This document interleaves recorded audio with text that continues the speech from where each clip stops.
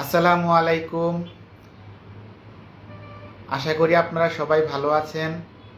আজকে আলোচনা করব একজন বিশেষ অতিথির সাথে, আমার খুবই কাছের মানুষ Hafez doctor Ibrahim Khalil, medical officer, CCU, Ibne Sina cardiac centre, ধানমন্ডিতে। উনি দীর্ঘদিন যাবৎ অত্যন্ত সুনামের সাথে অভিজ্ঞতার মাধ্যমে নির্ভীকভাবে সিসিও ভর্তি রোগীদের সেবা দিয়ে যাচ্ছেন। আমরা সিসিওর বাহিরে যাদের জন্য প্রার্থনায় থাকি, একটু ভিতর থেকে খবর কি আসে, সেসব আমাদের প্রিয় মানুষদেরকে উনি নিরলসভাবে চিকিৎসা দিয়ে আসছেন। তো আমি ইব্রাহিম খলিল ভাইয়ের কাছে আমরা আজকে জানতে চাইব, আমাদের বর্তমানে বেশিরভাগ মানুষের মরার একটি মাধ্যম হলো হঠাৎ করে হার্ট অ্যাটাক যদি হয়, এবং এই ঘটনাটা আমরা নিজেরা, আমাদের পরিবারে বাবা মা, বড় ভাই বোন সবার কাছে হঠাৎ করে একটি বিপদ নিয়ে আসে। আমরা হতভম্ব হয়ে যাই, আমরা কি করব আমরা বুঝতে পারি না।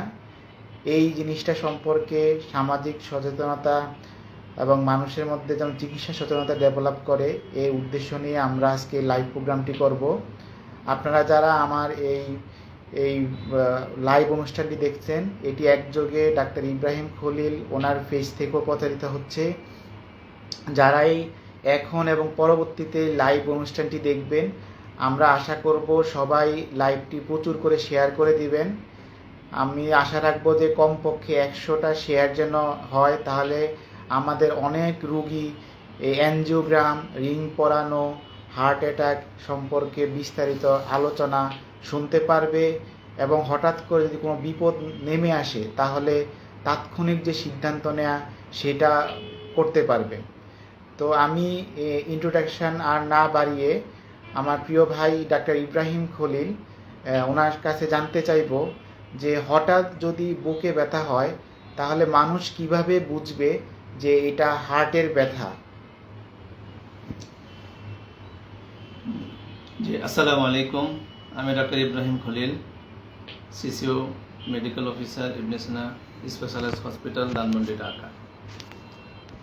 জি, আমার প্রিয় দোস্ত ডাক্তার শরীফুল ইসলাম,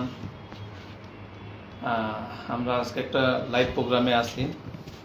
তো আমরা মেইনলি যে বিষয়টা ভাই আমাকে প্রশ্ন করছেন সেটা হলো, আমরা কিভাবে বুঝবো একটা পেশেন্টের হার্ট অ্যাটাক হচ্ছে। বুকে ব্যথা হলেই যে সবসময় হার্ট অ্যাটাক, বিষয়টা তো তেমন না। সেই বিষয়টাকে একটু ক্লিয়ার করার জন্য মেইনলি বুকে ব্যথা আমরা কখন হার্ট অ্যাটাক বলবো, সেটা হলো আমার বুকে ব্যথা সাথে যদি খুব ঘাম হয়, সোয়েটিং আসে যাকে বলি আমরা, খুব ঘাম হবে, সাথে বমি বমি ভাব হবে, আর ব্যথাটা একবারে বুকে থাকবে। নির্দিষ্টভাবে বলা যাবে না, যে পয়েন্ট করে বলার সুযোগ নাই। ডিফিউজ একটা পেইন হবে পুরো বুক জুড়েই, এবং বিশেষ করে বাম পাশে। তো যখন এই ব্যথাটা উঠবে, সাথে এই ব্যথাটা কিছু আলাদা একটা ধরন থাকে, সেটা হলো পিছনের দিকে ব্যাক করে একবারে, মানে যেটাকে বলে আমরা কলাপসিং পেইন, একবারে মানে চাপ দিয়ে ধরে রাখতেছে আর কোনোভাবে ছাড়তেছে না। যদি একটু মুভ করি তখন দেখা যাচ্ছে আরো বেড়ে যাচ্ছে। আর সাথে ব্যথাটা গলার দিকে আসবে, সাথে বাম হাতের দিকে সাধারণত রেডিয়েশন হয়। তাহলে এই সবগুলো পয়েন্ট যদি আমাদের মধ্যে বিদ্যমান থাকে, তাহলে আমরা ধরে নেব খুব সম্ভবত একটা হার্ট অ্যাটাক হচ্ছে। এই ব্যথা অনেক সময় বিভিন্ন কারণে হতে পারে, তবে যখনই বুকের ব্যথা, আমরা সর্বোচ্চ সতর্কতার সাথে, সর্বোচ্চ গুরুত্বের সাথে বুকের ব্যথাটাকে আমরা অবশ্যই নেব। আর এখন বুকের ব্যথা হলেই সাথে সাথে আমাদের কি করণীয়? বুকে ব্যথা হলো, আমরা অনেকের একটা কনফিউশন থাকে, হয়তো আমার গ্যাস্ট্রিকের ব্যথাই হবে, হয়তো আমি গ্যাস্ট্রিক ওষুধ অনেকদিন খাই না, যার কারণে ব্যথাটা হচ্ছে। যদি আপনার এরকম কনফিউশন থাকে, আপনি সাথে সাথে আপনার কনফিউশন দূর করার জন্য একটা গ্যাস্ট্রিকের ওষুধ খেয়ে নিতে পারেন, অথবা কমনলি অ্যাভেলেবেল পাওয়া যায় অ্যান্টাসিড প্লাস সিরাপ, আপনি 2 চামচ 3 চামচ একসাথে খেয়ে দেখতে পারেন যে আপনার ব্যথাটা কতটুকু কমতেছে কিনা, বা একই রকম না আরো বাড়তেছে। যদি দেখা যাচ্ছে আপনি 5-10 মিনিটের মধ্যে ব্যথাটা কিছুই কমতেছে না বা কোনো দিকে হচ্ছে না, তাহলে অবশ্যই ধরে নেবেন এটা হার্টের হওয়ার সম্ভাবনাই বেশি। তাহলে সাথে সাথে নিকটস্থ কোনো হসপিটালে যোগাযোগ করতে হবে।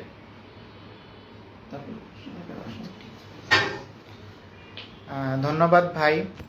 তো আমরা ভাই যেটা বোঝানোর চেষ্টা করছেন যে হার্ট অ্যাটাক হলে এটা অনেক সময় আমাদের জন্য খুব কঠিন হয়ে যায় যে এটাকে ডিফারেন্সিয়েট করা, যে এটা আসলে গ্যাস্ট্রিকের ব্যথা কিনা না হার্টের ব্যথা, যেহেতু দুইটা অঙ্গই একদম পাশাপাশি রয়েছে। এবং মাঝে মাঝেই আমাদের যে গ্যাসের বা গ্যাস্ট্রিক আলসারের যে ব্যথাটা, এটা অনেক সময় তীব্র হয়। কিন্তু বিশেষ করে যারা হলো বিভিন্ন রিস্ক ফ্যাক্টর রয়েছে, বিশেষ করে diabetes patient, chain smoker, hypertensive patient, যাদের একটু বিজার লাইফস্টাইল, যারা একমাত্র ঠিকমতো লাইফস্টাইলটা ফলো করে না, আগে একবার হার্ট অ্যাটাক হয়েছে বা আগে থেকে স্ট্রোকের রুগী, সেই সব ক্ষেত্রে কিন্তু আপনাকে ধরে নিতে হবেই যে এটা আমার হার্টের ব্যথা কিনা। এবং সেক্ষেত্রে অবশ্যই ফার্স্ট প্রায়োরিটি দিতে হবে যে আমি আগে ডাক্তারের কাছে যাব, ডাক্তার পরবর্তীতে তার কার্যক্রমগুলো করবে। আমি শ্রদ্ধেয় হাফেজ ডাক্তার ইব্রাহিম খলিল ভাইয়ের কাছে জানতে চাইব, যখন একজন হার্টের রুগী ডাক্তারের কাছে যায় তখন প্রাথমিকভাবে কোন কাজগুলো করে, অথবা এমন যদি হয় ডাক্তার যদি আমাদের থেকে অনেক দূরে থাকে তখন রুগীরা নিজ থেকে কোনো ঔষধ খেতে পারবে কিনা? জি, ধন্যবাদ ভাই। মেইনলি একটা পেশেন্ট যখন ডাক্তারের কাছে আসবে, বিশেষ করে হাসপাতালে আসলে আমরা প্রথমত মানে বিষয়টাকে কনফার্ম করতে চেষ্টা করবো যে এটা হার্ট অ্যাটাক কিনা। সেটার জন্য আমরা একটা দ্রুত ইসিজি করব। একটা ইসিজি করে ইনিশিয়ালি আমরা দেখব হার্ট অ্যাটাক ইসিজিতে কোনো চেঞ্জ আসতেছে কিনা। যদি ইসিজিতে তেমন সিগনিফিক্যান্ট চেঞ্জ আসে তাতে আলহামদুলিল্লাহ আমরা রোগ শনাক্ত হয়ে গেল, তখন সাথে সাথে আমাদের ইমিডিয়েট ম্যানেজমেন্টে চলে যেতে পারবো। আর যদি ইসিজিতে সরাসরি চেঞ্জ না আসে, তাহলে যদি সুযোগ থাকে যেই সেন্টারে আপনি যাচ্ছেন সেই সেন্টারে যদি প্রফোনিন একটা টেস্ট আছে, টেস্ট করার সুযোগ থাকে, তাহলে দ্রুত একটা রক্তের টেস্ট করেও আমরা কনফার্ম করতে পারবো। তো দুইটা জিনিস। এরপরে যদি আমার বুকের ব্যথাই থাকে, ব্যথা আমার তীব্র কমতেছে না, তাহলে সেক্ষেত্রে সাথে সাথে আমরা কিছু মেডিসিন নিতে পারি। তো এই মেডিসিনগুলো অবশ্যই একদম ডাক্তারের শরণাপন্ন হসপিটালে গিয়েই নেওয়া ভালো। কারণ আমি বাসায় ওষুধগুলো নিতে পারি, কোনো জটিলতা, এটা আমার হার্ট অ্যাটাক হলো না কিন্তু এটা গ্যাস্ট্রিকের ব্যথা, সেক্ষেত্রে কিছু জটিলতা হওয়ার সম্ভাবনা আছে। এই জন্য বিষয়টা একটু কনফার্ম হয়ে তারপরে আমরা হসপিটালে বা ইমার্জেন্সিতে কিছু ওষুধ একসাথে আমরা দেয়, যেটাকে আমরা লোডিং ডোজ বলি। এই লোডিং ডোজের মধ্যে অ্যাসপিরিন, ক্লোফিডোগ্রেল, একটা কোলেস্টেরল ওষুধ, একটা গ্যাস্ট্রিকের ওষুধ, একটু পাওয়ারফুল ডোজে আমরা দিয়ে থাকি। তো দেওয়ার পরবর্তীতে এরপরও যদি আমার ব্যথা থাকে, তাহলে সাথে সাথে যেখানে হার্টের পেশেন্টের চিকিৎসা হয় দ্রুত ওই হাসপাতালে শিফট হয়ে ওইখানে গিয়ে স্পেসিফিক ম্যানেজমেন্টে নেওয়া খুবই জরুরি। ধন্যবাদ ভাই। আপনারা যারা আমাদের লাইভটা এখন দেখছেন অথবা ভবিষ্যতে লাইভ শেষ হওয়ার পরে দেখবেন, আমরা আশা রাখবো আপনারা কমেন্ট করবেন এবং আপনাদের পরিবারে যদি কোনো হার্টের রুগী থাকে সে সম্পর্কে যদি কোনো পরামর্শ দরকার, আমরা ইনশাল্লাহ চেষ্টা করব লাইভে বলার জন্য। আপনারা প্রচুর শেয়ার করবেন যাতে অনেক মানুষ পর্যন্ত আমাদের এই ভিডিওটা রিচ হয়। তো ধন্যবাদ ভাই। পরবর্তীতে আমার প্রশ্ন হলো, যেটা আমাদের ফ্যামিলিতে যাদের হার্ট অ্যাটাক হয় আমরা খুবই ভীত হয়ে যাই। হাসপাতালে নেওয়ার পরে আমরা অনেক প্যানিক হয়ে যাই, পরবর্তীতে কি হয় না হয়, কারণ আমরা জানি যে রুগীকে যখন সিসিউতে বা নেওয়া হয় তখন আমরা আসলে অসহায় হয়ে যাই, তাদের সাথে কি করা হয়। তো আমার এখন প্রশ্ন হলো, যদি পেশেন্টের এমআই বা মায়োকার্ড ইনফেকশন ডায়াগনোসড হয় তখন আমরা জানি যে একটি দামি ইঞ্জেকশন দেওয়া হয়। তো এই ব্যাপারে একটু কথা বলেন এবং কখন রুগীকে ইমিডিয়েটলি রিং পরানো কথা বলা হয় আমাদের বিশেষজ্ঞ স্যাররা কখন বলে, এবং কখন রুগীদেরকে একটু সময় নিয়ে রিং পরাইতে বলা হয়, এই জিনিসটা যদি আমাদেরকে একটু ভালো করে বুঝিয়ে দিতেন। আচ্ছা, ধন্যবাদ ভাই। বুকে ব্যথা ওঠার যত দ্রুত সময়ের মধ্যে হসপিটালে যাওয়া যায় ততই রোগীর জন্য ভালো। তো রোগীর বুকে ব্যথা ওঠার পর থেকে 2 থেকে 4 ঘন্টার মধ্যে যদি আমরা হসপিটালে পৌঁছতে পারি, আর সেখানে যদি ওইরকম সুযোগ থাকে, তাহলে আইডিয়াল ট্রিটমেন্ট হলো সাথে সাথে এনজিওগ্রাম করে রিং পরিয়ে দেওয়া। এটা একটা অপশন আছে। আর একটা অপশন আছে, যেই রক্তনালীটা ব্লক হয়ে যাওয়ার কারণে হার্ট অ্যাটাকটা হচ্ছে, সেই ব্লকটাকে খুলে দেওয়ার জন্য একটা দামি ওষুধ আমরা ইউজ করতে পারি। সেই 2টা দামি ওষুধ, একটা ওষুধের দাম আছে 80,000 টাকা, একটা ওষুধের দাম আছে নেয়ার অ্যাবাউট 50,000 টাকার মতো, আর একটা ওষুধের দাম আছে মাত্র 5,000 টাকা। তো যে কোনো একটাকেই আমরা ব্যবহার করতে পারি। তো ব্যবহার করলে যদি আল্লাহর রহমত হয়, ওষুধটার মাধ্যমে ওই ব্লকটা খুলে যায়, তাহলে পেশেন্টের হার্ট অনেকটাই সেভ হয়ে যায়। হার্টের পরবর্তী যে জটিলতাগুলো হয়, সেই জটিলতাটাও অনেকটাই কমে যায়। পরবর্তীতে এনজিওগ্রাম করে আমরা রিং পরানোর বিষয়গুলো নিয়ে তখন পরবর্তীতে চিন্তা করা যায়। তবে রক্তনালীটা আমরা যে দামি ইঞ্জেকশনটা দেব, ইঞ্জেকশনটা দেওয়ার জন্য অবশ্যই পেশেন্টটাকে কোনো না একটা কার্ডিয়াক সেন্টারে ভর্তি হয়ে এই ওষুধগুলো দিতে হবে। যেখানে সেখানে এই ওষুধগুলো দেওয়ার সুযোগ নাই, এবং হার্ট অ্যাটাকের সময় থেকে ওই পেশেন্টের জন্য পরবর্তী 72 ঘন্টা সর্বোচ্চ ক্রিটিক্যাল এবং ঝুঁকিপূর্ণ থাকে। ওই সময়ের মধ্যেই হার্ট অ্যাটাকের পরবর্তী যে সমস্ত জটিলতাগুলো হতে পারে, যেমন প্রেশার কমে যায়, যেমন হার্টের গতিটা অস্বাভাবিক হয়ে যায়, হার্টের পাম্পিং ক্যাপাসিটি কমে যাওয়ার কারণে ফুসফুসে পানি চলে আসে, শ্বাসকষ্ট হয়, এই সকল বিষয়গুলোকে কার কোনটা হবে সেটা আগে থেকে বলা যায় না। যার কারণে ওই বিষয়গুলো কি আসতেছে না কি হচ্ছে, ইন্টারনাল কন্ডিশনটা কোন দিকে যাচ্ছে, এই বিষয়গুলোকে মনিটরিং এর জন্য অবশ্যই পেশেন্টটাকে কোনো একটা কার্ডিয়াক সেন্টারে সিসিইউতে মানে একবারে ক্লোজ অবজারভেশনের মধ্যে তাকে থাকতে হবে, এবং এর মাধ্যমে ইনশাল্লাহ হার্টের পেশেন্টের ঝুঁকি অনেকটাই কমে যায়। ধন্যবাদ ভাই। এখানে কিছু উল্লেখ করা ব্যাপার হলো যে আমাদের শ্রদ্ধেয় বড় ভাই যে কথাগুলো বললেন যে দামি ইঞ্জেকশন দেওয়ার ব্যাপারটা, তো অনেক রুগীর হয় কি যে কয়েক বছর পর পরও এরকম হার্ট অ্যাটাক হয়। সেক্ষেত্রে যখন রুগীটা নতুনভাবে কোনো ইমার্জেন্সি সেন্টারে ভর্তি হবে বা সিসিউতে ভর্তি হবে, তখন অবশ্যই সে যেন বলে যে তাকে এরকম একটা দামি ইঞ্জেকশন দেওয়া হয়েছিল, এবং ওনার যদি সম্ভব হয় আগের যে পুরাতন ছুটির কাগজ সেটা সে অবশ্যই সংরক্ষণ করবে এবং পরবর্তীতে ডাক্তারকে দেখাবে। কারণ ওই যে দামি ইঞ্জেকশনটা দেওয়া হয় সেটা অনেক সময় অ্যালার্জি তৈরি করে যদি পরবর্তীতে এটা আবার দেওয়া হয়। তো এটা খুবই লাইফ সেভিং যদি 120 মিনিটের মধ্যে দেওয়া হয় অথবা সর্বোচ্চ 12 ঘন্টার মধ্যে দেওয়া হয়। আমরা অনেক সময় আর যদি অবস্থা হয় এবং ওই গ্রাউন্ডটা চিন্তা করে এরপরেও আমরা দামি ইঞ্জেকশনটা দেই আমরা। তো এইটা রুগীর লোককে বোঝানো হয়। অনেক সময় রুগী হয়তো খারাপ হয়ে যায়, মারা যায়, দুর্ঘটনা ঘটে, সেটা অনেক সময় দেখা যায় যে হার্ট অ্যাটাকের কারণে। কিন্তু আমাদের বর্তমানে একটা খারাপ একটা ব্যবস্থা হলো যে আমাদের কমন প্রচলিত একটা ধারণা হলো যে ইঞ্জেকশন দিয়ে রুগী মেরে ফেলা। তো এরকম একটা লাইফ সেভিং ওষুধ যখন কোনো রুগীকে দেয়া হয় এবং একমাত্র অপশন, তখন রুগীর প্রাণ বাঁচানোর জন্য দেয়া হয়। কিন্তু অনেক সময় দুর্ভাগ্যজনকভাবে রুগী হয়তো মারা যেতে পারে, যে কোনো কারণে হোক, হার্ট অ্যাটাকের কারণেই মারা যেতে পারে, কিন্তু রুগীর স্বজনরা কোরিলেট করে যে ইঞ্জেকশন দেওয়ার কারণেই, এবং অনেক সময় এটা বলে যে ডাক্তাররা অনেক সময় টাকা খেয়ে দামি ইঞ্জেকশনটা দিল কিন্তু কোনো কাজ হলো না।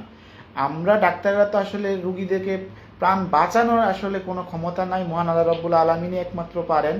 তো আমরা এই ব্যাপারটা সচেতন হব। এখন আমি ভাইয়ের কাছে জানতে চাইবো যে আমাদের যে অ্যানজিওগ্রাম করতে বলা হয়, যে ঢাকাতে মোটামুটি প্রাইভেট সেক্টরে অ্যানজিওগ্রাম করতে কেমন খরচ হয়, এবং আরেকটি গুরুত্বপূর্ণ হলো যে অ্যানজিওগ্রাম করতে অনেকে ভয় পায়। তো এই ভয় পায়টা এইটা কতটা এখন যুক্তিসঙ্গত, এখন মৃত্যুর হার কেমন, কতটুকু দুর্ঘটনা ঘটতেছে এই সম্পর্কে যদি একটু কিছু বলতেন। আমাদের প্রিয় doctor Hafez doctor Ibrahim Khalil, medical officer, CCU, Ibne Sina cardiac centre. জি, ধন্যবাদ ভাই। হার্ট অ্যাটাকটা আসলে কেন হয় আমরা অনেকেই বিষয়টা বুঝি না।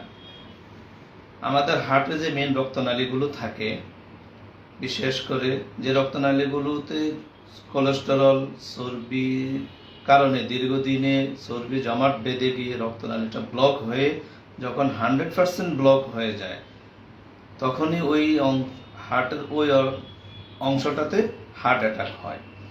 এখন আমি ওই হার্টের ওই ব্লকটাকে খুলে দেওয়ার জন্য প্রথমত একটা দামি ওষুধ ব্যবহার করতে পারি। ওষুধ ব্যবহার করার পরে কতটুকু খুললো বা খুললো না সেই বিষয়টা কনফার্ম হওয়ার জন্য পরবর্তীতে আমার এনজিওগ্রাম অবশ্যই করতে হবে, এবং এই এনজিওগ্রাম করে দেখতে হবে আমার এই ব্লকটা কতটুকু, সেখানে পরবর্তীতে কি করণীয়, এখন রিং লাগবে না ওষুধের মাধ্যমেই পরবর্তীতে ভালো থাকবে, এই বিষয়টা সিদ্ধান্ত তখন আসবে।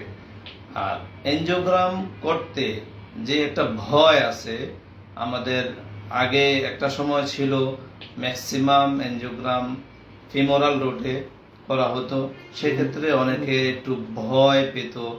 উরুর মাধ্যমে এখানে করা হতো, দেখা যায় একদিন হাঁটতে পারতো না, তাকে রেস্ট্রিকশন থাকতে হতো, যার কারণে একটা ভয় ছিল। স্পেসিফিক আগেও কোনো ব্যথা পেত না, এখনো ব্যথা পায় না, কিন্তু পরবর্তীতে ওই মুভমেন্ট রেস্ট্রিকশন থাকার কারণে কিছু সময় ওটা অনেকের জন্য কষ্টকর হতো। আর এখন বর্তমান আধুনিক চিকিৎসায় ম্যাক্সিমাম হাতেই হয়, হাত দিয়ে করা হয়, যার কারণে কোনো রেস্ট্রিকশন লাগে না।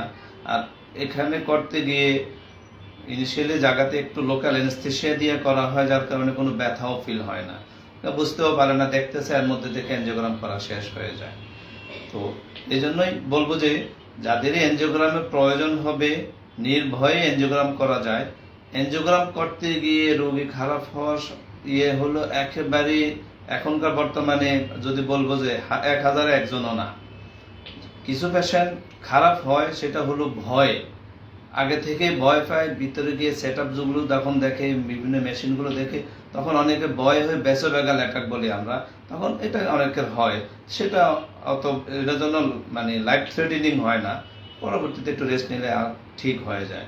কিন্তু কিছু জটিলতা যেটা হয়, রিং পরানোর ক্ষেত্রে কোনো কারণে যদি কমপ্লিকেটেড কেস থাকে, সেক্ষেত্রে হয়তো 1000 জনের মধ্যে 2 জন 4 জন মাঝে মধ্যে খারাপ হয়ে যায় ডিউরিং রিং পরানোর সময়, সেটা আলাদা। তো 1000 জনের মধ্যে 1-2টা এমনিতেই খারাপ পেশেন্টগুলো কমপ্লিকেটেড কেস থাকলে সেক্ষেত্রে ঝুঁকি থাকেই, ওই ঝুঁকিটা নিয়েই সকলকে কাজ করতে হয়, এবং 98-99 জনে আলহামদুলিল্লাহ সুস্থ হয়ে চলে আসতেছে, 1-2 জন তো খারাপ হতেই পারে।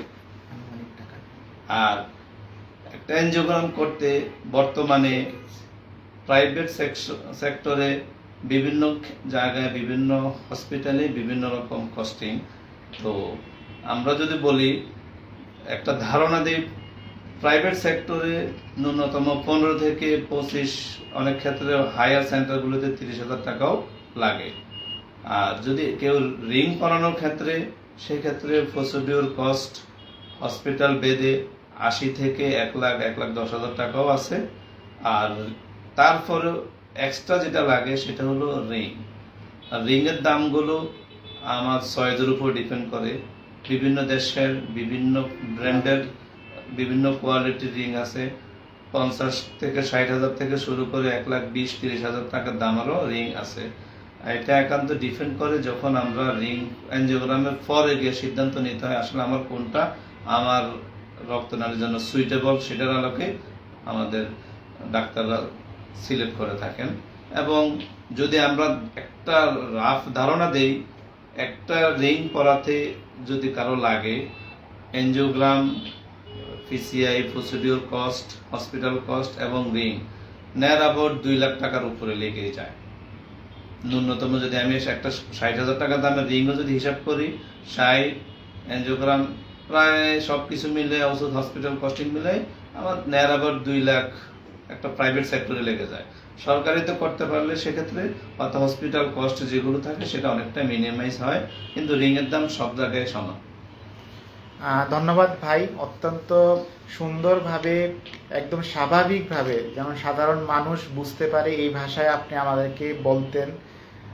তো আমি প্রচলিত একটি ধারণা হলো যে আমরা ওপেন হার্ট সার্জারি করব অথবা রিং পরাবো, এই রকম একটা কথা আছে। তো এটা মূলত একটা ক্লিনিক্যাল ডিসিশন। যে অ্যানজিওগ্রাম করে কার্ডিওলজিস্ট স্যাররা অনেক সময় বলে যে ওনার ট্রিপল ভেসেল ডিসি, 3টা মেইন রক্তনালী ব্লক, সেক্ষেত্রে অনেক সময় বাইপাস করতে হয়। তো আমার এখন প্রশ্ন হলো, এই যে কখন বাইপাস করতে হবে, কখন রিং লাগাতে হবে, এইটা কোনটা বেশি যুক্তিসঙ্গত? এটা ডক্টরদের সিদ্ধান্তের উপরে আমাদের ছেড়ে দেওয়া উচিত, নাকি নিজেরা যেটা আমরা মনে করি সেটা ফলো করা উচিত? আমি বোঝাতে চাচ্ছি যে বাইপাস করা বা রিং লাগানো এই ডিসিশনটা কি রুগী নিবে, নাকি সংশ্লিষ্ট ডক্টর কার্ডিওলজিস্ট স্যাররা নিবে? বাইপাস অথবা রিং করানো এটা পুরাই ডিপেন্ড করবে পেশেন্টের এনজিওগ্রামের রিপোর্টের উপরে। আমি এনজিওগ্রাম করে দেখব তার ব্লকের কন্ডিশনগুলো, সেটা কি আমার রিংয়ের মাধ্যমে ভালো থাকবে, না রিংয়ে আমার সাকসেস রেটটা কম হবে, বাইপাসে বেটার রেজাল্ট আসবে, সেটার উপর ডিপেন্ড করে। আর ট্রিপল ভেসেল ডিজিজ এবং দেখা যায় ডিফিউজ ব্লক থাকলে, অথবা দেখা যাচ্ছে মেইন রক্তনালীর একবারে গোড়ার দিকে মুখেই যদি ব্লক থাকে, সেক্ষেত্রে ম্যাক্সিমাম কার্ডিওলজিস্টরা সাজেস্ট করেন বাইপাস অপারেশনের জন্য। আর যদি মানে ক্লিন ব্লক থাকে, ইজিলি রিং পরানো যায়, কোনো অসুবিধা, রিস্ক ঝুঁকি কম, বা একটাই ব্লক, একটা রক্তনালীতে দেখা যায় অনেক সময় 3টা 4টা ব্লক পর্যন্ত হয়ে যায়, সেক্ষেত্রে কয়টা রিং লাগাবো? আবার অনেক সময় দেখা যায় কস্টিংয়ের একটা বিষয় থাকে, অনেক ক্ষেত্রে দেখা যায় 5টা 6টা রিং লাগে, সেক্ষেত্রে বাইপাস করলে তার কস্টিং অনেক কম পড়ে। অনেক ক্ষেত্রে অনেক কিছু বিবেচনা করে স্যাররা সাজেস্ট করেন বেটার রেজাল্ট যেটাতে আসবে সেটাই।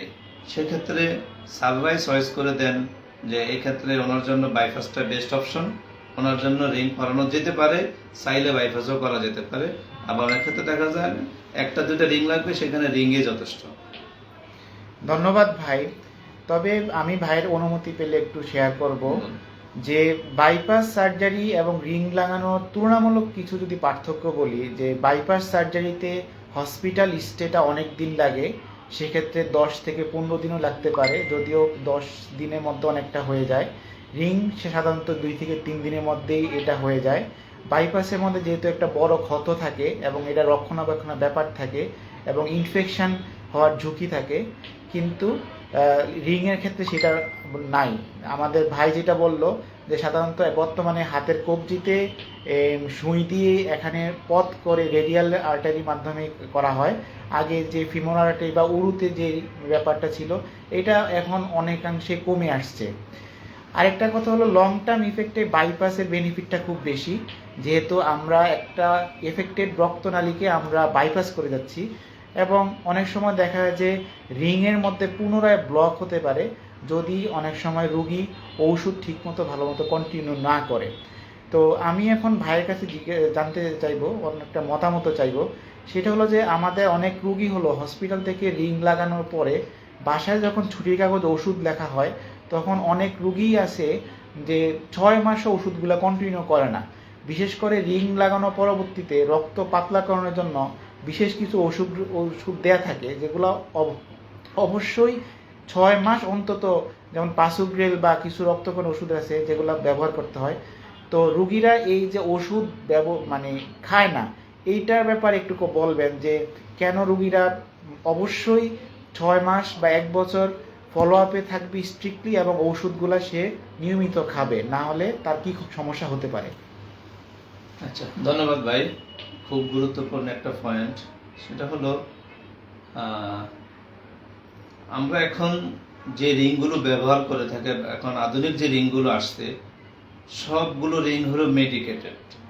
মেডিকেটেড বলতে বোঝাতে হচ্ছে যে রিংগুলোর মধ্যে একটা মেডিসিন দেওয়া থাকে, এবং ওই মেডিসিনগুলো আমার হার্টে যখন আমরা পরানো হয়, পরানোর পরে ওই রিংগুলোকে অ্যাক্টিভ রাখার জন্য, ওই রিংগুলোর কার্যকারিতাটা 100% ঠিক রাখার জন্য তাকে মুখে কিছু ওষুধ কন্টিনিউ রাখতে হয়, আর সেটা আমার বডিতে রিংটা অ্যাডজাস্ট হওয়ার পর্যন্ত অবশ্যই রাখতে হয়। সেই রিং ওষুধগুলোর মধ্যে যে একটু দামি ওষুধ থাকে, অ্যাটলিস্ট প্রথম 3 মাস আমরা যে ওষুধগুলো কন্টিনিউ করে থাকি সাধারণত, ওই অনেক ক্ষেত্রে দেখা যায় একটু দাম বেশি হওয়ার কারণে অনেকে 1 মাস খেয়ে পরে আর কন্টিনিউ করে না। তখনই দেখা যায় ওই রিংগুলোতে আবার রিংয়ের কার্যকারিতা নষ্ট হয়ে গিয়ে আবার সেখানে রক্ত জমাট বেঁধে যায়, আবার সেখানে ব্লক হয়ে যায়। তখন বলে যে রিংয়ের জটিলতা। আসলে মেইনলি রিং, ওই আমি যদি ওষুধগুলো, মেডিকেটেড রিং হওয়ার কারণে সেখানে আমার কিছু ওষুধ দিয়ে ওই মেডিসিনগুলোকে অ্যাক্টিভ রাখা লাগে। এই জন্যই লং টার্ম আমাকে কিছু ওষুধ খেতেই হয়। 6 মাস পরেও আমাকে কিছু ওষুধ কন্টিনিউ রাখতে হয়। তবে প্রথম 6 মাস একটু বেশি ডোজ ওষুধ লাগে। টিকাগ্রেলল এবং প্রাসুগ্রেল, এই দুইটা ওষুধ কমনলি ব্যবহার করা হয়। দুইটা ওষুধই একটু দাম বেশি, একটু প্রাইসের কারণে অনেকে কন্টিনিউ করতে পারে না, করে না, পরবর্তীতে জটিলতা নিয়ে আসে। আবার আমরা এমন পেশেন্টও পাই, দেখা যায় 1 বছর খেলো, পরে দেখা যায় সব ওষুধ বাদ দিয়ে আসে, আমি তো ঋণ করানো হয়ে গেছে, আমি আলহামদুলিল্লাহ এখন সুস্থ আছি, আমার কোনো সিমটম নাই, কোনো অসুবিধা নাই। দেখা যায় ওষুধ বন্ধ করে দিলে 1 মাস বা 15 দিন পরে আবার তার সিমটম শুরু হয়ে যায়, দেখা যায় আবার ব্লক হয়ে গেছে। এটা এই জন্যই আমার হার্ট অ্যাটাক হলে আমাকে রিং ভালো রাখার জন্যই, আমার হার্টকে ভালো রাখার জন্যই আমাকে অনেকগুলো নিয়ম কানুন মেনে চলতে হবে। কিছু ওষুধ রেগুলার কন্টিনিউ খেতে হবে, কিছু ওষুধ আমাকে কখনোই বন্ধ করা যাবে না। আর বিশেষ করে যে রিস্ক ফ্যাক্টরগুলো রয়েছে, প্রেশার, ডায়াবেটিস, কোলেস্টেরল বা আমার লাইফস্টাইল, এই জিনিসগুলো যেটা অন্যতম, যে কারণে ব্লকগুলো আমার আগে হয়েছে, সেই একই কারণে আবার নতুন করে রিংয়ের বাইরে অন্য জায়গায় ব্লক ডেভেলপ করতে পারে। এই জন্যই আমার ফার্দার যেন ব্লক না আসে, সর্বোচ্চ আমার লাইফস্টাইলটাকে মডিফিকেশন করে আমার প্রেশার, ডায়াবেটিস, স্মোকিং হিস্ট্রি থাকলে স্মোকিং, কোলেস্টেরল, এই জিনিসগুলোকে খুব সুন্দরভাবে মেনটেন করলে আল্লাহর রহমতে দীর্ঘদিন ভালো থাকা যায়। আর এগুলো যদি এলোমেলো থাকে, এগুলো যদি মেনটেন করা সম্ভব না হয়, তাহলে দেখা যায় রিং বাড়ানোর পরেও দেখা যায় 6 মাস 1 বছরের মাথায় আবার হার্ট অ্যাটাক, আবার নতুন করে জটিলতা, আবার সমস্যা। পরবর্তীতে দেখা যায় রিংয়েরও সুযোগ থাকে না, বাইপাস লাগে। আর ভাই যেটা বলতেছিলেন একটু আগে, বাইপাসের একটা, আমি যে পেশেন্টের বাইপাস লাগবেই সেক্ষেত্রে আসলে রিংয়ের কোনো সুযোগ নাই। আমার 10 দিন যদি হসপিটালে থাকাও লাগে, কষ্ট হলে রিস্ক নিয়ে আমাকে বাইপাসে যেতে হবে, রিংয়ের এখানে সুযোগ নাই। তো এখন আধুনিক অনেক চিকিৎসা আসছে, বাইপাসের রেটও অনেক কমে আসছে। আর কার্ডিওলজিস্টরাও এখন অনেক অত্যাধুনিক যন্ত্রপাতির মাধ্যমে রিংগুলো পরানোর চেষ্টা করেন, একজ্যাক্ট ক্যালকুলেশন করে মেশিনের মাধ্যমে এগুলো খুব পুঙ্খানুপুঙ্খানুভাবে ক্যালকুলেশন করে এখন রিং পরানো হয়। যার কারণে দেখবেন এখন আগের তুলনায় বাইপাসের রেট অনেক কমে আসছে, কারণ মেশিনের মাধ্যমে একজ্যাক্ট ক্যালকুলেশন করে কতটুকু রিং লাগবে, সাইজ, মেজারমেন্ট সব কিছু হিসাব নিকাশ করে এখন পরানো হয়। এই জন্য এখন রিং পরানোর জটিলতা, যে রিং পরানোর পরবর্তীতে যে জটিলতাগুলো হতো, সেটার রেটও অনেকটাই কমে আসছে আল্লাহর রহমতে।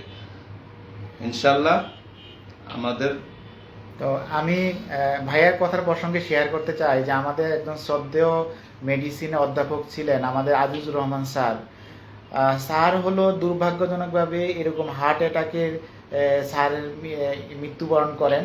তখন একটা ক্রুশিয়াল ডিসিশন ছিল যে স্যারকে রিং পরানোর বদলে বাইপাস করানোর একটা কথা চলছিল, এবং আমার যতটুকু মনে আছে যে স্যার হলো বাইপাসের করা অবস্থাতে আল্লাহ ওনাকে দুনিয়া থেকে নিয়ে যান।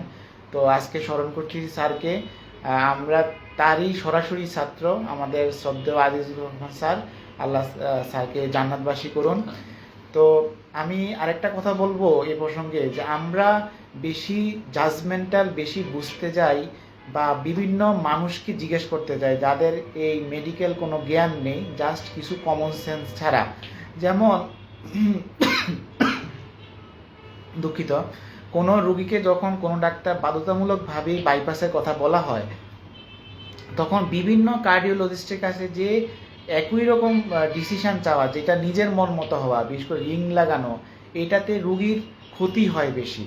কারণ এখন বর্তমানে যে অ্যানজিওগ্রামের রিপোর্টগুলো সিটিতে অ্যাভেলেবল এবং ডক্টররা একই মতামত দিবে, এমন না যে 10 জনকে জিজ্ঞেস করলাম, 6 জন মতামত দিল বাইপাস করা হবে, 4 জন মতামত দিল রিং পরানো হবে, তাহলে আমি 6 জনকে নিলাম। এইরকম এই যে মতামত নেওয়ার যে ব্যাপারগুলো আমাদের বর্তমান সমাজে রয়েছে, এইগুলা থেকে আমাদের বের হয়ে আসতে হবে।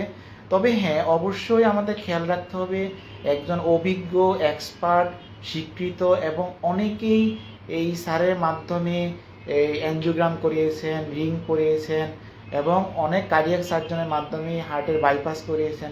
এরকম স্বীকৃত যে কোনো সার্জনের কাছে যদি আমরা চিকিৎসাটা নেই, তাহলে আশা করি আল্লাহর রহমতে আমরা ঠকবো না। আমরা যেহেতু হার্ট হলো আমাদের শরীরের সবচেয়ে প্রধান একটা অঙ্গ, যেটার মাধ্যমেই আসলে মানুষ বেঁচে থাকে, সারাক্ষণ 24 ঘন্টা পাম্প দেয়, তাহলে এই ব্যাপারে আমরা ডিসিশনটা নেব খুব দ্রুত। অনেক মানুষকে জিজ্ঞেস করব না, যারা খুব জ্ঞানী, চিকিৎসা সম্পর্কে নলেজ রাখে। আমরা সর্বোচ্চ আগে যারা হার্ট অ্যাটাক করেছে এমন যদি আত্মীয়স্বজন থাকে তাদের থেকে একটু মতামত দিতে পারি, কিন্তু অবশ্যই আমরা গুরুত্ব দিব সংশ্লিষ্ট ডাক্তার কি বলেছে। আমাদের একটা টেন্ডেন্সি হলো যে ডাক্তার হলো অ্যাঞ্জিওগ্রাম করে তার মতামতটা উপেক্ষা করে অন্য যে কোনো জুনিয়র ডাক্তার, অন্য মানুষের প্রাধান্য দেই, এতে সংশ্লিষ্ট রুগীর সমস্যা বেশি হয়।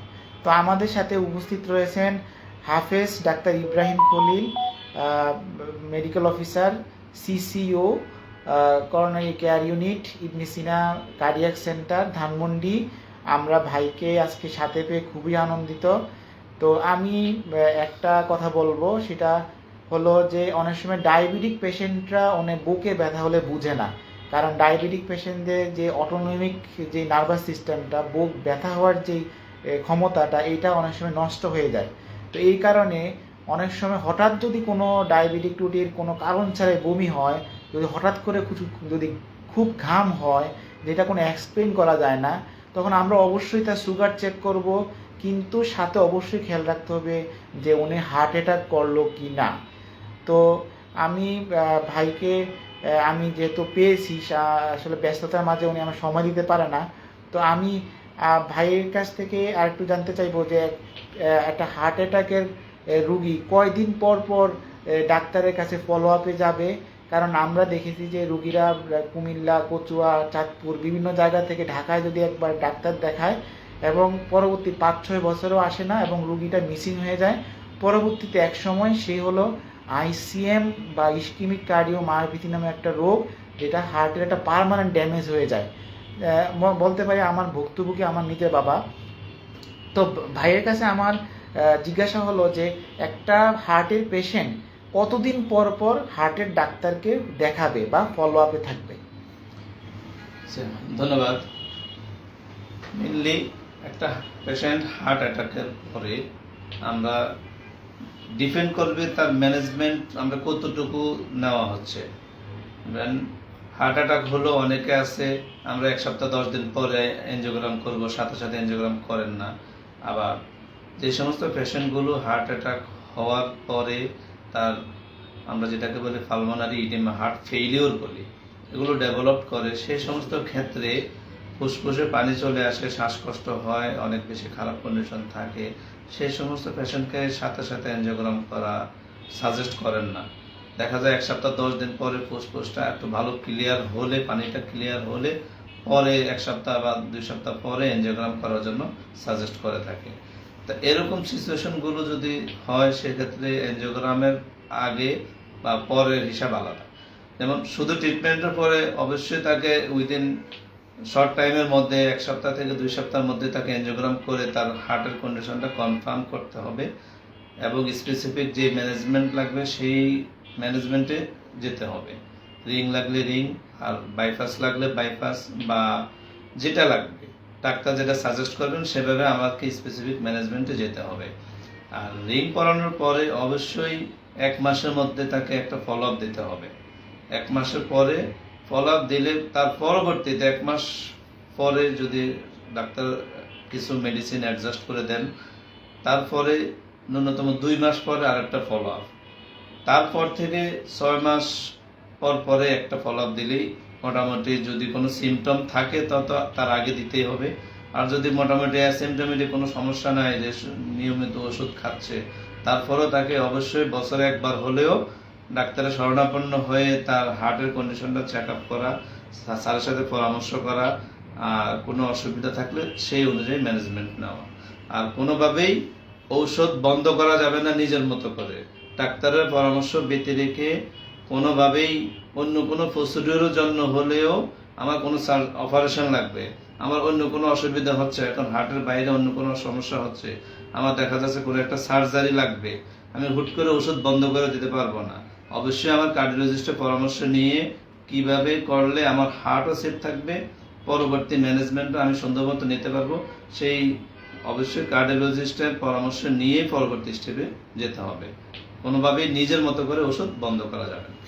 ধন্যবাদ। আপনারা জেনে খুশি হবেন যে আমার প্রিয় শ্রদ্ধেয় ভাই কচুয়ার সন্তান, ওনার বাড়ি হলো কচুয়ার সাদিপুরা চাঁদপুর, এবং কচুয়াতে আপনাদের পরামর্শ দেওয়ার জন্য, হার্ট এবং ইন্টারনাল মেডিসিনের সেবা দেওয়ার জন্য আমাদের ভাই, শ্রদ্ধেয় ভাই, Kachua new life diagnostic centre, যেটা কচুয়া ফায়ার সার্ভিসের উত্তরে অবস্থিত, উনি প্রতি শনিবার বসেন।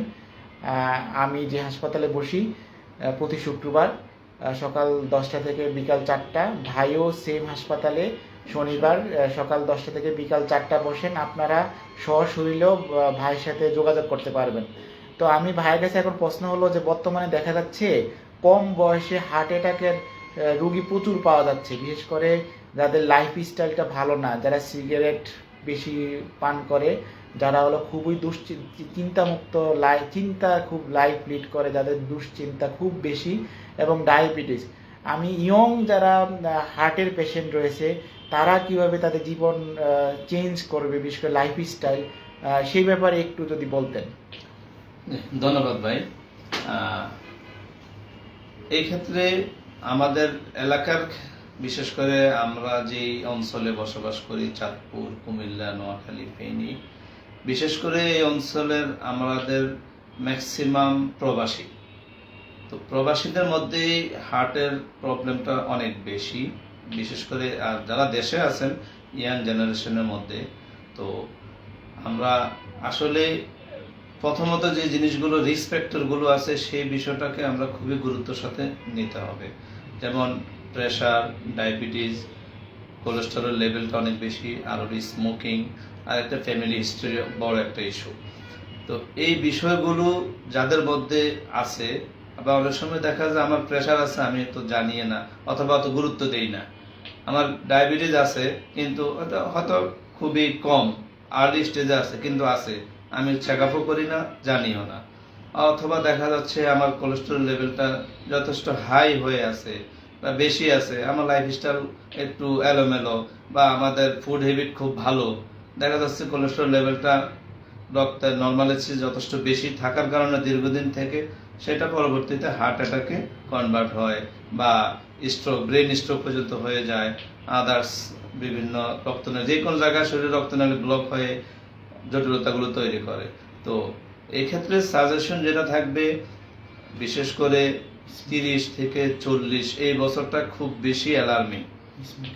আর এই বয়সে সবচেয়ে বেশি যেটা সমস্যা থাকে, সিগারেট, আমরা সিগারেট আছে, বিভিন্ন ধরনের মাদকের সাথে জড়িত হয়ে যায়, বিভিন্ন ধরনের নেশার আমাদের অপব্যবহারগুলো হচ্ছে, ইয়াবা খাচ্ছে অনেকে।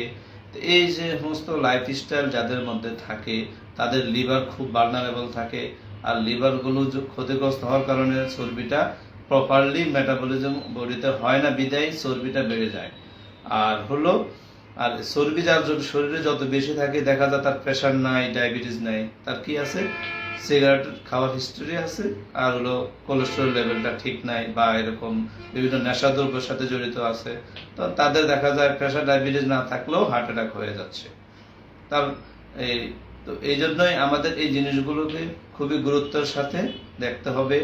আর যাদের মোটামুটি একটা ওবেসিটি আছে, বডি ওয়েটটা নর্মালের চেয়ে একটু বেশি থাকে, তাদেরকে অবশ্যই একটা নির্দিষ্ট সময় পরে, একটা নির্দিষ্ট সময় যদি কখনো অসুবিধা হয়, লিপিড প্রোফাইলটা চেক করে তার কোলেস্টেরল লেভেলটা অবশ্যই চেক আপ করে নিতে হবে। যদি নর্মাল থাকে তো আলহামদুলিল্লাহ, আর যদি কোনো কারণে এলোমেলো থাকে অবশ্যই সেটা ম্যানেজমেন্ট নিয়ে ভালো থাকার চেষ্টা করতে হবে ইনশাল্লাহ। আমরা যদি আমাদের লাইফস্টাইলটাকে সুন্দরভাবে গুছানো লাইফস্টাইলের মধ্যে আনতে পারি, বিশেষ করে প্রেশার আছে কিনা সেটাকে আমরা একটা নির্দিষ্ট সময় পর চেক আপ করি। 30 পার হয়ে গেল আমার বয়স বা 35 পার হয়ে গেছে, মাঝে মধ্যে দেখতে চেষ্টা করো আমার প্রেশার ঠিক আছে কিনা, মাঝে মধ্যে চেক করো আমার সুগার লেভেলটা ঠিক আছে কিনা, কোনো কারণে বেড়ে যাচ্ছে কিনা, বা আর্লি ডায়াবেটিস চলে আসতেছে কিনা। তো এই জিনিসগুলো যদি আমি সচেতনতা থাকি তাহলে আশা করা যায় এই রিস্পেক্টরগুলোকে আমরা আগে থেকে আর্লি রিকগনাইজ করতে পারবো এবং আর্লি ম্যানেজমেন্ট নিতে পারবো। আর আর্লি ম্যানেজমেন্ট নিতে পারলেই আশা করা যায় পরবর্তীতে আমার হার্টের বা ব্রেইনের এই সমস্ত মেজর ঝুঁকিগুলো বা হার্ট অ্যাটাক রিলেটেড জনিত সমস্যাগুলো ইনশাল্লাহ আমরা মোকাবেলা করতে সক্ষম হব। ধন্যবাদ ভাই। আমরা হাফেজ ডাক্তার ইব্রাহিম খলিল ভাই থেকে খুবই গুরুত্বপূর্ণ আলোচনা শুনলাম। ভাই এতটুকু পর্যন্ত যা আমাদেরকে বলেছেন একটু সামারাইজ যদি করি, প্রথম কথা হলো যে হার্ট অ্যাটাক হলে আমরা কিভাবে বুঝবো। হার্ট অ্যাটাক হলে সাধারণত বুকের বাম পাশে অথবা একদম সেন্ট্রাল চেস্ট পেন, যেটা মাঝখানে খুব তীব্রভাবে ক্রাশিং স্কুইজিং মনে হবে যে আমার বুক চিরে যাচ্ছে, আমার বুকে একটা পাহাড় চাপা দিয়ে রাখছে, এমন একটা ফিলিং হবে যেই ব্যথা কখনোই তার লাইফে হয় নাই। এরকম একটা ব্যথা যেটা এরকম আমাদের যে আমাদের থুতনি এদিকে ছড়াবে এবং এটা বাম পাশের ছড়াবে, তখন আমরা বুঝতে পারবো যে এটা হার্ট অ্যাটাকের ব্যথা। অনেক সময় কোনো লক্ষণও নাও থাকতে পারে, সিম্পল একটু বুক ব্যথা। আর ডায়াবেটিস রোগীদের ক্ষেত্রে শুধুমাত্র একটা আনইউজুয়াল একটা সোয়েটিং, একটু চাপ লাগা, বমি হওয়া আনইউজুয়াল, তাও হার্ট অ্যাটাকের একটা লক্ষণ হতে পারে। অথবা শ্বাসকষ্ট, রাতে ঘুমাতে পারে না, বুক চাপা আসে, সেটাও হতে পারে। ভাইয়ারা আমাদেরকে আরও বলেছেন যদি এরকম ব্যথা হয় তাহলে আমাদেরকে অবশ্যই নিকটস্থ যেখানে ইসিজি রয়েছে, ডাক্তার জরুরি বিভাগ রয়েছে, সেখানে আমরা যাব। এবং ইসিজিতে যদি বৈচিত্র্যপূর্ণ যে পরিবর্তনগুলো আসে, তখন সাথে সাথে আমাদেরকে লোডিং ডোজ দেওয়া হবে। সেখানে আমরা অ্যাসপিরিন, ক্লোপিডেগ্রেল বা ইকুস্পিরিন এই ওষুধগুলো দিবে। চর্বির ওষুধটা একটু হাই ডোজে দিবে এবং আমাদের যেই আলসারের যে ওষুধ, গ্যাসের যে ওষুধ আমরা পরিচিত ওমিপ্রাজল, ইসোমিপ্রাজল, এই ওষুধটা হাই ডোজে দিবে এবং ডাক্তার রুগীকে যে হায়ার সেন্টারে পাঠাবে, সিসিউতে পাঠাবে। আমাদের ইব্রাহিম খলিল ভাই এমনই একটা সিসিউ, বাংলাদেশের অন্যতম বিজি এবং খুবই গুরুত্বপূর্ণ একটা সিসিউ রয়েছে। আমাদের সদ্য মজিবুর রহমান শাহিন স্যারের আন্ডারে উনি কাজ করেন। তো এখানে আসার পরে ওনারা দেখে যে এখনই ওনার রিং পরাতে হবে কিনা। সেক্ষেত্রে প্রথম কাজটা হলো অ্যানজিওগ্রাম করে ওই সেটিংয়ে রিং পরানো হয় এবং সেক্ষেত্রে যদি বাইপাস করানো লাগে তাহলে রুগীকে ওইভাবে কাউন্সিলিং করা হয়। অনেক সময় এক সেটিংয়ে রিং পরানো হয়। ভাই আমাদের মধ্যে আলোচনা করলেন যে পরবর্তীতে হার্টের রুগীকে কীভাবে ম্যানেজ করতে হবে এবং ওষুধগুলা কখন ফলো আপে আসবে না আসবে এই ব্যাপারগুলো। তো আমি ভাইয়ের কাছে এখন বলবো যে হার্টের রুগীরা খাবার এবং ব্যায়ামের ক্ষেত্রে কোনো রেস্ট্রিকশন আছে কিনা, ওনারা কি খাবে এবং কতটুকু ব্যায়াম করবে এই সম্পর্কে যদি একটু আলোচনা করেন। আচ্ছা, হার্টের জন্য ব্যায়াম বলতে আমরা ম্যাক্সিমাম হার্টের পেশেন্টগুলোই থাকে প্রেশার, ডায়াবেটিস কমন থাকে।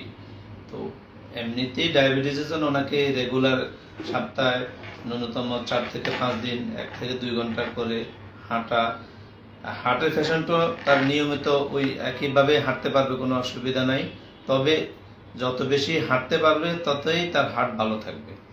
আর যদি কোনো কারণে হাঁটতে গিয়ে বুকে চাপ বা ব্যথা, কোনো অস্বস্তি ফিল করেন, তাহলে সাথে সাথে সেখানে স্টপ হয়ে যেতে হবে, সেখানে কোথাও বসে যেতে হবে।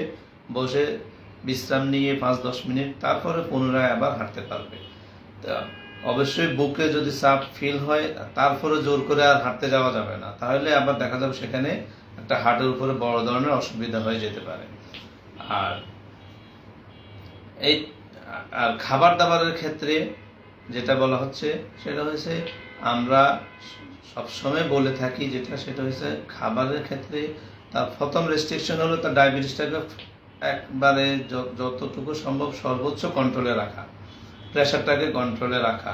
আর এই প্রেশার আর ডায়াবেটিস কন্ট্রোলের জন্য যে খাবারগুলো রেস্ট্রিকশন আছে ওই খাবারগুলোই স্পেসিফিকভাবে তাকে লিমিট করতে হবে। তা বিশেষ করে হার্টের জন্য কোলেস্টেরল সমৃদ্ধ যে খাবারগুলো আছে, যেমন আমরা অতিরিক্ত ভাজা পোড়া খাবার যেটা আছে, গরুর গোশ, আমরা যারা খুব বেশি গরুর খাওয়ার অভ্যাস থাকে তারা সেটাকে অনেকটা মিনিমাইজ করে ফেলতে হবে। একবারে খেতে পারবে না সেটা না, খেতে পারবে, তবে অনেকটাই লিমিট করে ফেলতে হবে। সপ্তাহে 1 দিন 2 দিন খেলেন বা একটু 1 পিস 2 পিস খেলেন তাতে অসুবিধা হয় না, কিন্তু চিংড়ি মাছটাকে সর্বোচ্চ অ্যাভয়েড করতে হবে। আর শাকসবজি, সালাদ আইটেম প্রতিদিনের খাবারের মধ্যে রাখার চেষ্টা করতে হবে ইনশাল্লাহ। এভাবে লাইফস্টাইলটাকে আমরা, দুধ খেতে পারবে, তবে যে দুধের উপর যে সর থাকে সরটাকে ফেলে দিয়ে, সরটাকে বাদ দিয়ে খেতে হবে ইনশাল্লাহ। এভাবে যদি আমরা লাইফস্টাইলটাকে মেনটেন করতে পারি, আশা করা যায় হার্ট অ্যাটাকে পরবর্তী যে জটিলতাগুলো থাকে সেটাও মেনটেন হবে। আর হার্ট অ্যাটাক যেন না হয় সেই লাইফস্টাইলটাও আমরা যেটা চাই ইনশাল্লাহ আমরা সেটাও অ্যাচিভ করতে পারবো। ধন্যবাদ ভাই, আমরা আজকে অনেকক্ষণ আলাপ করলাম যে হার্ট অ্যাটাক এবং তার মোটামুটি আমরা সব কিছুই কভার করার চেষ্টা করেছি।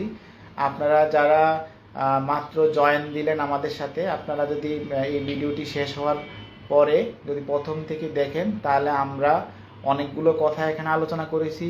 মোটামুটি আমরা আমাদের ভর্তি রুগীদেরকে যে কাউন্সিলিংটা করি একদম সহজ ভাষায়, সেটাই এখানে বলার উদ্দেশ্য।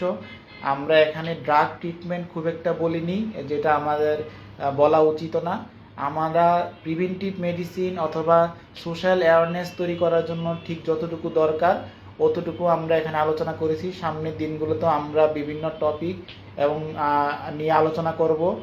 এবং আমি খুবই আনন্দিত যে আমার শ্রদ্ধেয় ভাইকে পেয়ে। উনি একই সাথে কোরআনে হাফেজ, আল্লাহর অনেক প্রিয় একজন বান্দা। আল্লাহ রাব্বুল আলামিন আমাদের কবুল করুন। এবং আমি ভাইকে বলবো, যারা আমার কচুয়ার, আমরা যারা কচুয়ার সন্তান, বিশেষ করে কচুয়া ভাইয়ের গ্রাম হলো সাদিপুরা চাঁদপুর, আমাদের কচুয়ার দক্ষিণাঞ্চলে, তারা যদি ভাইয়ের সাথে দেখা করতে চায় তাহলে কোথায় ভাইয়ের সাথে দেখা করবে, কিভাবে পরামর্শ নেবে?